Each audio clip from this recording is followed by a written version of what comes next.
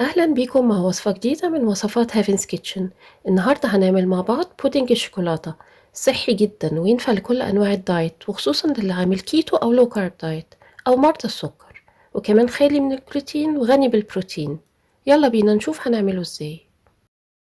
هنحتاج 200 جرام جبنة قريش، ونضيف عليها تلت كوباية كاكاو خام، و3 معالق كبار ستيفيا أو أي محلى تحبوه، و10 جرام فانيليا، وتلات ارباع كوباية لبن لوز. وطبعا اللي مش عامل كيتو ممكن يستبدل الستيفيا بالعسل ولبن اللوز باللبن البقري العادي.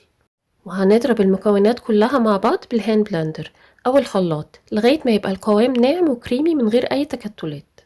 وبكده البودنج جاهز إنه يتحط في كاسات أو أطباق التقديم، وبعدين نحطه في التلاجة لمدة ساعة على الأقل.